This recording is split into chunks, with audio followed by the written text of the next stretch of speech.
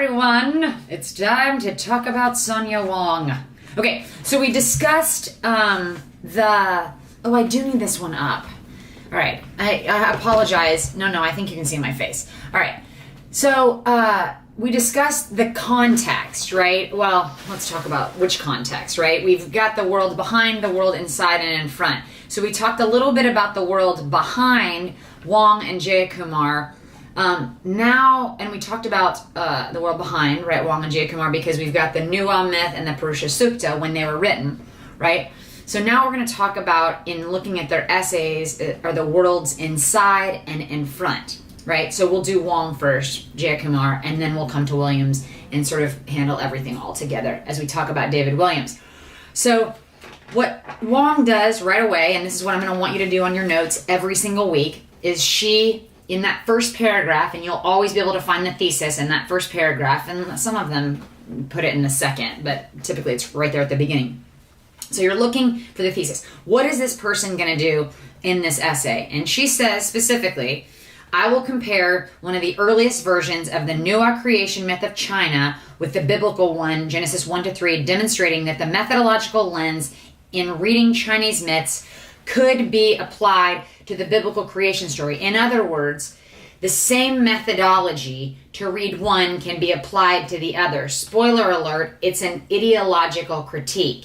That is what she gets to at the very end, right? Sometimes people like to read the last paragraph after they read the first paragraph to sort of find some cohesion. That may be a little bit too difficult for you, but part of what we're trying to do here, and what I'm doing in talking you through these essays, is helping to give you the tools and the resources to understand essays such as these. They seem very difficult until you move slowly through them and can actually piece them out. Okay, so we've got her thesis. She's going to compare the Nuwa creation myth to Genesis, and she's going to say, listen, you can actually use the same lens to read them both. Okay, so then we get the world behind, right? She tells us, which we already talked about, when the Nuwa myth, or how it was written and when, right? So 4th century BCE, dated to a much earlier time because it was, and she says this later, a part of an oral tradition. It was orally transmitted. Genesis was the exact same way. Some people I know believe that Moses wrote Genesis, right? A lot of people have said, scholars have tried to place it in other times, but Genesis 1-3 too was orally transmitted, and it was not penned until after the 6th century BCE. So it would have been written down before the Nuwa myth, but both of them are ancient oral traditions that were passed down. So Nuwa then is depicted as a goddess with a human face and a serpent body, right? Esteemed and worshipped as the creator of the universe, great progenitor of humankind, the supreme matchmaker, and the patron of marriage by many people in China. So she talks about oral traditions, many versions, and then she goes into the world inside. She actually quotes the Nuwa myth for us. It is said when heaven and earth were separated, there was no humankind. And then she talks about human beings being created by the kneading of yellow earth, and she goes on and talks about those kneaded with yellow became rich aristocrats, and those with the sludge became poor commoners. So now she says, in contrast to Genesis 1-3, we look for words like this as we move into these transitions. In contrast, the Nuwa myth does not mention any divine reason for creation. And of course, she says the gender of the creator is different, right? Nuwa is female, and the creator in Genesis is male. It's not difficult, however, she says, to notice striking similarities. So she then immediately goes into the similarities, the motifs of the separation of heaven and earth, and the molding of humankind from the earth. She says these are by no means limited to the Chinese and biblical creation myths. She says they appear in many other creation myths, right? Separation of heaven and earth and the molding of humankind from the earth. She says if she expands her comparison to other Chinese creation myths, right, more parallels emerge. So Pangu created the universe out of chaos. Yilu enlivens humans by blowing air into them.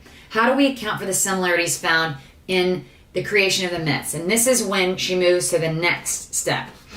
She's going to try to help us think through why there might be such similarities in myths across time and culture, right?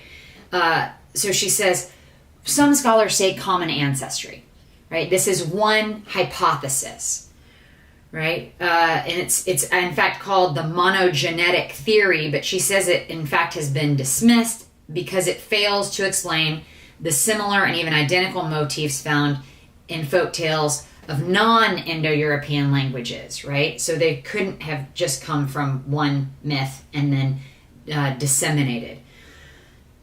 So then she says, well, maybe those in a geographical proximity might have developed from one myth, a larger myth.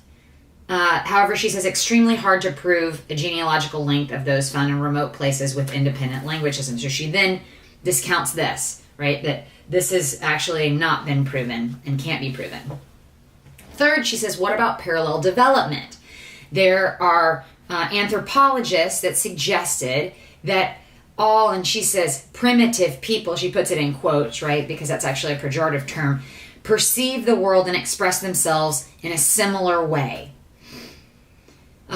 So she says, though, this view presupposes that all human societies progress in the same sequence and number of stages, and thus it fails to acknowledge that cultures evolve and develop differently based on contextual constraints. So now, we're at the top of page 5, so let's move on, because she's about to get us to where she wants us, right? And again, remember, Wong is coming from China.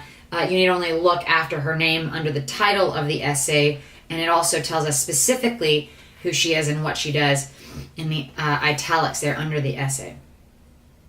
So she writes, societies need not follow the same developmental path. This is in that first full paragraph, or second full paragraph on 5.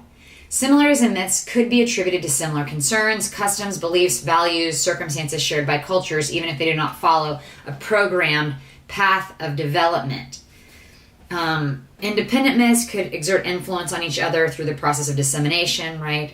She goes on and she talks about, in the case of similarities in the Chinese and biblical creation myths, it would be far-fetched to postulate a common ancestry there because of the geographical distance between China and Palestine. She then says, the construction of many myths reflects this. And here's what she says. This is why she believes, and anthropologists have argued, that there are similarities. It reflects an urge, a common urge, to find explanations on how the world came to be in its present form. This is what we discussed in the on the PowerPoint in class earlier. This is an etiology, right? This is an explanation on how the world came to be in its present form.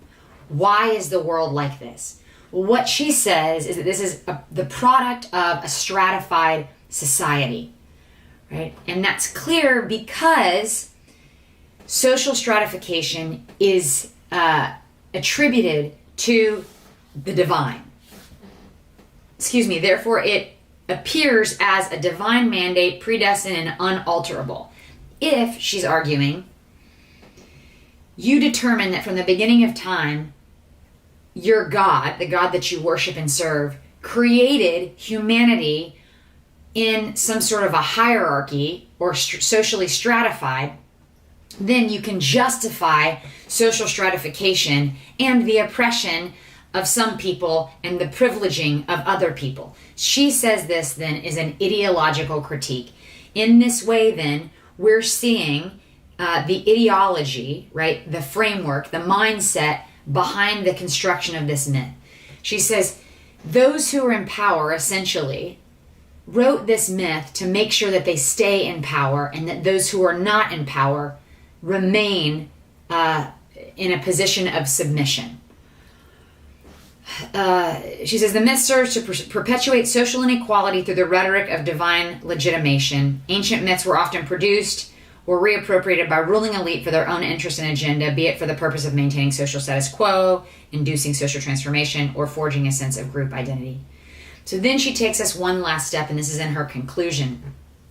This methodological lens can also be applied to the stories of Genesis 1 to 3. And here are the questions that I want us to consider, and what she wants us to consider. What are the ideologies embedded in the biblical creation story? Who benefits from these ideologies? Is it a written version of an earlier myth for ideological purposes? Has it been reappropriated subsequently as a means to legitimate certain social structures? Right? So she says if we're able to read asking these questions, we're going to glean new insights. In other words, not just necessarily that this can be taken as a literal story, but that if we see this as a figurative story, it could be used to justify a certain hierarchy. What might be that hierarchy that's justified in Genesis, right? Who seems to be privileged in this text, right? One of the things that I want us to think about is in the first version versus the second version, right? In Genesis 1, the first creation story, we have human beings created male and female, right? Only male and female, interestingly. So only allowing for two genders, but also they're created simultaneously. In the second account, however, what do we notice? That man is created before woman and woman is taken from man. And, right, we might say, and we'll get into this with Jaya Kumar, they're equal. We could also say that there's a hierarchy instituted in their punishment, right? And I want you to take a look at that and think about it. Interesting to think about, right? Again, we can take it as a literal story. This is the way that it happened and the way it's meant to be read. We could also say, and what if this story is figurative, that there's a talking snake? Might that be an opportunity to read it figuratively? And this we'll get into when we talk about David Williams' essay.